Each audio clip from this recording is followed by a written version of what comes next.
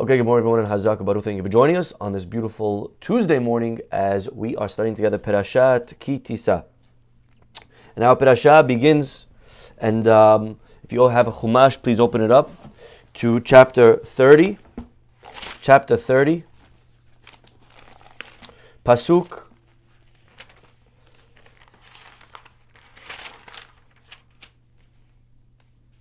34. Vayomer Adonai el Moshe. We read this every day in the prayers in the Ketoret. Vayomer Adonai el Moshe. Kach lecha samim. God says to Moshe, take for yourself spices. Nataf shehelet helbona samim ulbona zaka bad badiyeh. Okay, take for yourself different spices. And asita ota ketoret. You should make out of it the Ketoret. Okay? We know that there was a very special mixture that they used to offer every day on the small Mizbeach. Okay? A bunch of spices, 11 to be exact. And these 11 spices, they made a concoction. They made a certain type of fragrance. And they would offer it every day on the Mizbeach. And it was a beautiful aroma. And actually, the halakha is that you're not allowed to replicate the Ketoret. The Ketoret is something that's very powerful and it's very holy. And there's a mitzvah to offer it every day in the morning and in the afternoon. And today it's a known thing, many people, that they own these Ketorets that are written on beautiful parchment. They hang them up on their house. They read them every day. The Ketoret saves from nezek. The Zohar says whoever reads the Ketoret every day, nothing bad can happen to you that day. Okay, this is the Ketoret. We read it every morning and every afternoon. It was a bunch of spices that again were mixed together, and every day the Kohen would offer it on the Mizbeach. And the pasuk says, "V'shahakta mimena." You have to make sure that you will grind them. Hadik, very very well. You have to grind the spices very finely. Okay, you got to make sure that they really mix in together. Now look what the Gemara says. We read it every day in the Ketoret after we read these Pesukim. Keshuhu shohek, as he's grinding, as the man's grinding, what would he say? Omer hetev hadek, hadek hetev. He would say the words hetev hadek, hadek hetev. Okay, grind well, well grind. He would just say it out loud as he's grinding. Why would he have to say it out loud? Why can't he just grind it well? Why does he have to say grind it well? This is like Rabbi Yohanan. De'amar Rabbi Yohanan, keshem shehadibur ra layayin. The same way words, speech can ruin wine. Okay, I don't know if you knew that. According to Rabbi Yohanan, speech ruins wine. Okay, we know that wine needs to sometimes air out, but too much air is no good. According to Rabbi Yohanan, words can ruin wine. But at the same time, words ruin wine, but they help fragrance. They're better for besamim. Okay, there are today certain perfumes and cologne companies, fragrance companies, that their secret is that they play certain music as the petals are growing, as the flowers are growing in the ground. Okay? Because music and words are good for the besamim. And therefore, when the Kohen was making the Ketoret, when they were grinding all of these 11 spices together, they would speak and they would say, Hadek hetev, hetev hadek. And those words, they helped the besamim. Okay? I'm not sure if they had to sing it, a lullaby, what was the genre of music, but either way, speech is good for besamim, and it's bad for wine. Now there are many things in life, by the way, that are like that are good for X but bad for Y. An example, cigarettes. Okay, people used to smoke cigarettes, they used to think it was healthy. Now the truth is, it does help certain things. Cigarettes helps digestion, okay, maybe. But later on they found out that it was very bad for your lungs, right? And the side effects, the cons outweighed the pros. right? So that's why today smoking kills, it's unhealthy, and they're advising you not to. But before they came out with that science, there was once upon a time that people smoked on purpose because there was certain benefits to smoking. Again, today we don't smoke. It's not healthy to smoke. You shouldn't smoke. Overall, it's not good to smoke. Again, the cons today outweigh the pros. But everything in life, it's good for certain things and it's bad for certain things. Liver. Liver is very good for for your iron. Okay, bad for cholesterol. So the Gemara, by the way, it has a list of certain things. Gemara is in Masechet Berachot. And the Gemara says, Tehol yafeh lashinaim vekashe libnei me'ayin. There's a certain food that's good for your teeth, but it's bad for your intestines. Okay? Everything in life, usually, there's, again, pros and cons, and you have to weigh it out. You have to be an educated consumer. When you're eating something, you have to know, what is it good for? What is it not good for? Okay? What is it good for? Okay, fine. What is it good for? So says the Midrash, says the Rabbi Yohanan, words, speech, it's good for besamim, and it's bad for wine. What's interesting, says the Be'er Yosef, it doesn't just say it's good for that and it's bad for that. But look at the language. It says, Amar Rabbi Yohanan, keshem, just like speech is good, good for smell, it's bad for wine. It sounds like it's making a direct correlation between the speech that we do for the wine and the speech that we do for the besamim. Again, by the other things, it doesn't say keshem. It doesn't say just like. It just says it's good for this and it's bad for this. All of a sudden, when it comes to speech, dibur, hakol, voice, just like it's good for this, it's bad for this. And says over here the Be'er Yosef, why? He says a beautiful idea. He says that what Rabbi Yohanan is coming to do is he's coming to actually contrast these two things. Shenit bonin b'hem. We have to really think about why did God create the DNA, the physical components, the chemistry of the wine, that words will ruin it? And why did He create smell in a way that words will help it, will enhance it? Rather, it has to be shenilmod mizeh, that we should learn from this. Efo ubama leishtamesh im koach hadibur. A person from here must take a lesson. The wine and the besamim, they're also deeper.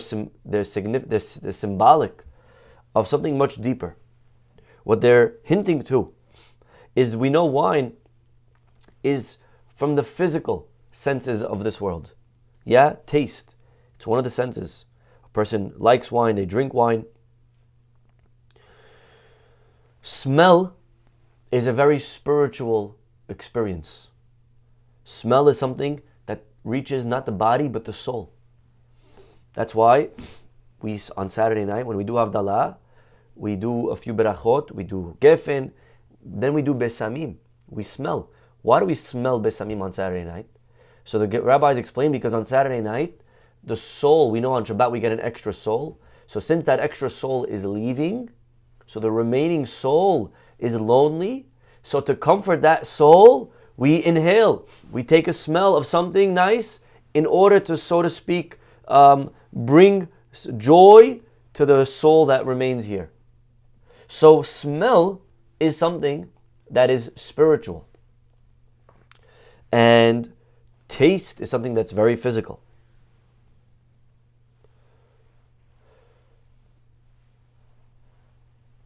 If that's the case, what the Torah is saying is that dibur, speech, is bad for wine. When it comes to physical things, we shouldn't talk so much. But it's very good, on the other hand, for smell. When it comes to spiritual things, we should talk plenty. The Mishnah says in Masechet Avot, Kol yamai gadalti ben hachachamim. My entire life I was next to great rabbis. Velo matzati laguf tov mishtika. The best thing for the body is silence. We know the phrase, silence is golden.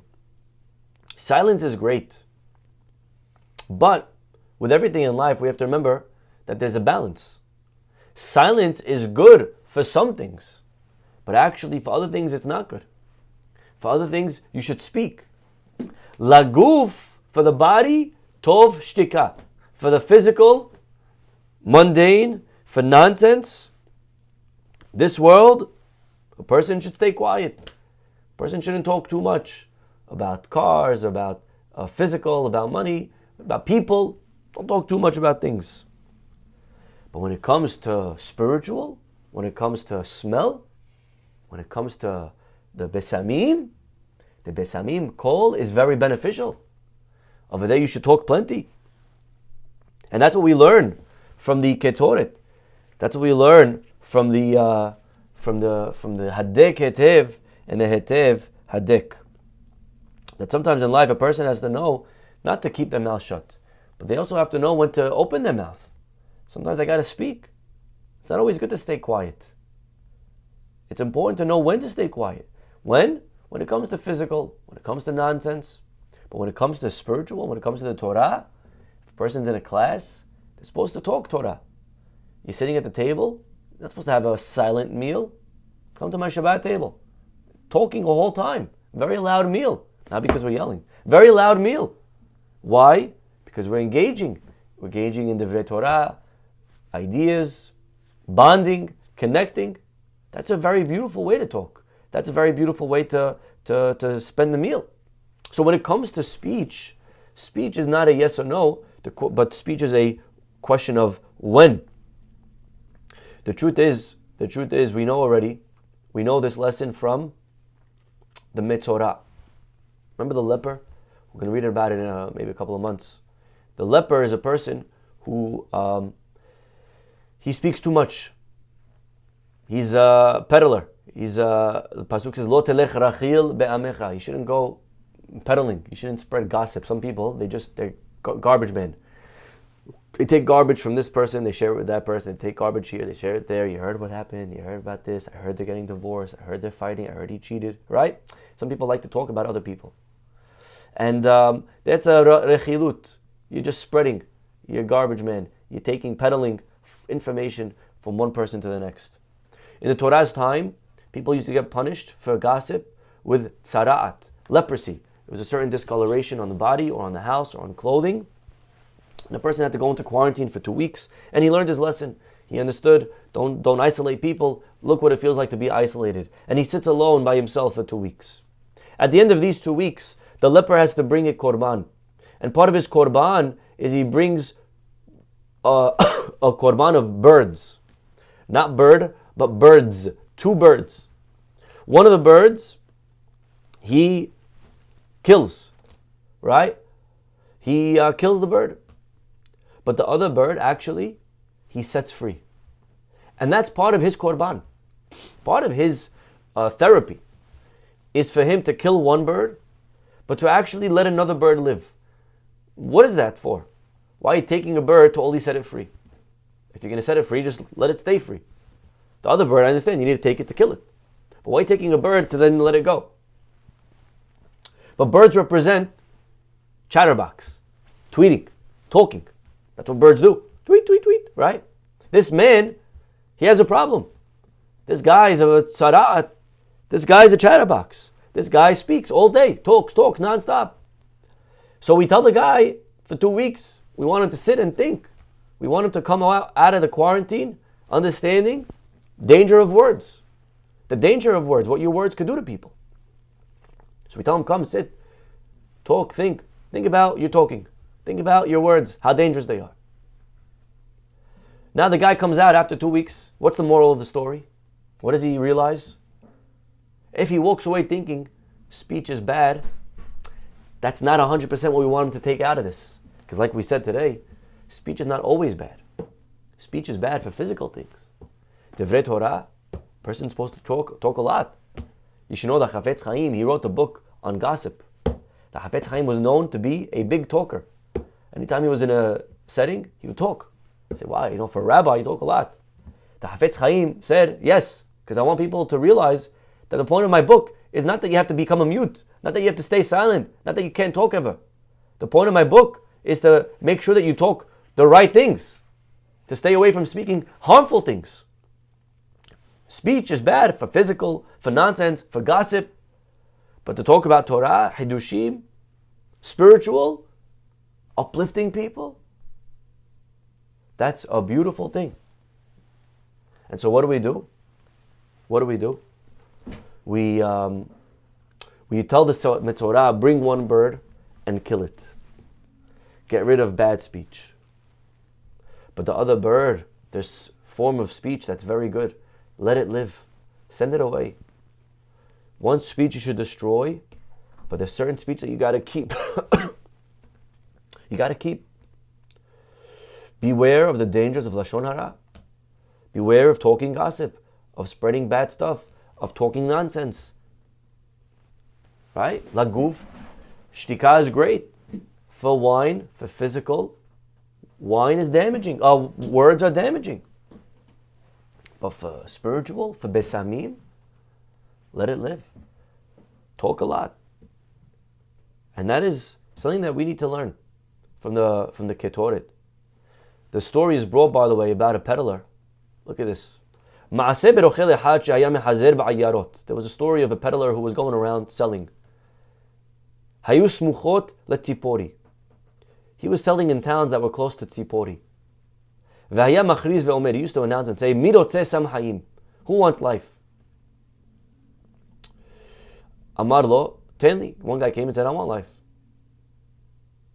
Amar lo, he says, you want life? Okay. Open Tehillim for him. He says, Mi ha'isha hafetz chaim, netzor leshoncha mera.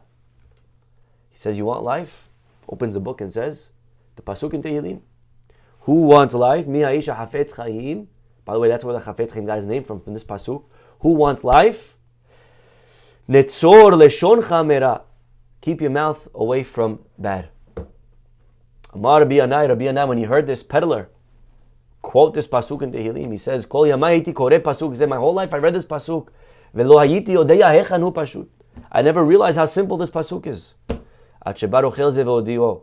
Until this peddler came and explained it. And there's a lot of beautiful things about this story. First of all, notice how this man was selling near the city of Tzipori. I think what the Midrash is coming to do is come in a little wink and say, Tzipor. Tzipor is bird.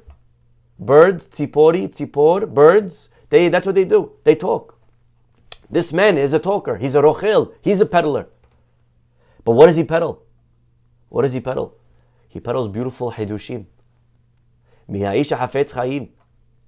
Ideas, interpretations of psukim and tehillim. Telling people how to get life. That's a beautiful thing. That is something that we, again, need to learn. Rechilut, rochel, a peddler, it could be bad if you're peddling nonsense. But labesamim, for spiritual, hakol yafeh. We have to ask ourselves, what are the words coming out of our mouths? What are we talking about throughout our day? Ask yourself, what are we talking about? You see somebody, you didn't see them in months. You finally sit down to talk to them. What are you talking? Are we uplifting them? Are we knocking them? Are we saying nice things? Are we saying positive things? We have the ability with our mouths to heal people. Marpeh lashon etz haim. The tongue is a refuah. Shlomo HaMelech says, our tongues are healing. There's someone who's going through a bad time, a bad phase, a bad stage of life, a difficult time. Believe it or not, you don't have to be a therapist. You don't have to be a doctor. You don't have to have an MD after your name. Your tongue, your mouth, marpeh lashon, is a marpeh, medicine.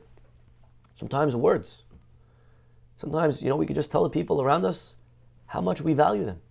I was saying yesterday in the class that the saddest thing sometimes in this world is that we will leave this world never really knowing the impact that we made on it. That's the sad truth. Most people will not know how much they've inspired and affected the people around them. They won't know. When you hear, You hear it at a funeral. At a funeral, they find out how much they were loved. You hear the family talk, the siblings talk, the kids talk, the parents talk, the friends talk. The saddest part of a funeral is not that the guy is dead. The saddest part is that the guy who's dead couldn't hear all of this when he was alive.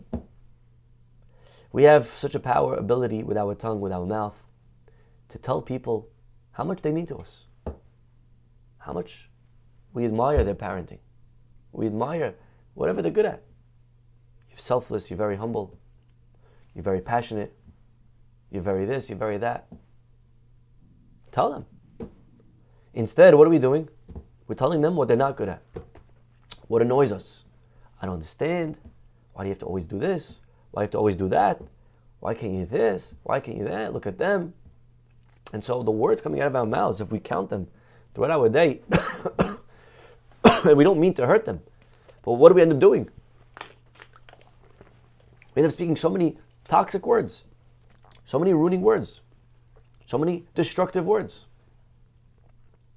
The lashon, the words are beautiful only if they're used for besamim, only if they're used for a nice smell, only if they're used to help lift up, for spiritual.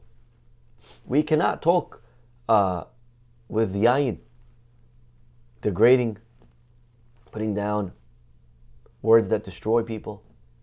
Words could ruin wine, words could ruin people. So we got to make sure we're asking ourselves, what are the words that I'm using? Not, am I talking a lot or a little? It's not the question. Am I a talker or not talker? This person's very shy, this person's very loud. That doesn't matter.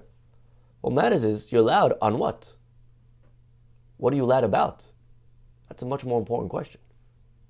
That is what we learn from the Besamim. That is what we learn from the tzipori, from this peddler. That we should learn to use our words to talk. But that talking should be a talking that's uplifting, a talking that's inspiring. Maybe today, call a friend, call a family member. Tell them, I just was thinking about you today. Why? No, why, I owe you money? No, you don't owe me money. Just, I was thinking about you, really, like, your father. I think you're father of the year. What you do with your kids, it's amazing. I was thinking about it today. I just wanted you to know. You will change the guy's month. You want to bring simcha to someone today? You want to bring simcha today to somebody? Call them up, tell them that. You don't know what you'll do to them. You'll make them smile for a year. A comment like that, you could carry someone for so long. That's words, they're very powerful. Marbim, besimcha. We got to marbe our words to bring simcha to people, to compliment people, to uplift people. Of course, we want them to improve. We want them to grow. But we have to remember, the way to do that is positivity, is through uplifting, is through a compliment. Tell your wife how amazing she is. But mean it.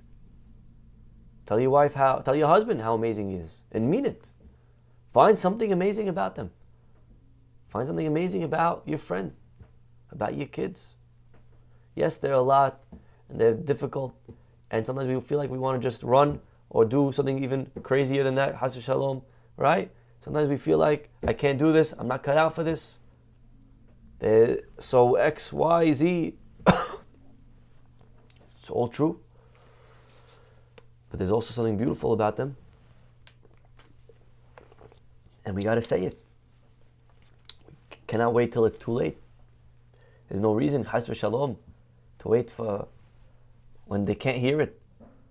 They could hear us now, today, loud and clear. And we should tell them. And we should use our words. La besamim, keshem shehakol. Just like dibur is ra'ya la yain, is bad for wine. Kach hadibur yafeh besamim. The same way, words can be so dangerous and damaging. At the same exact time, those words could be so powerful and healing. In the same way you think 30 times before you speak and you say something that's harmful, we also have to think 30 times in order to, yes, try to find something to say that's beneficial. Hashem should help all of us as we again are in this amazing month of Adar, as we get ready for this beautiful holiday of Purim, the month of Simcha. Hashem should help us always try to make sure to balance our words, to know when to use them for the right things at the right time, at the right place. We'll stop over here. Have a wonderful day, and hopefully we'll see you all tomorrow. Bye-bye.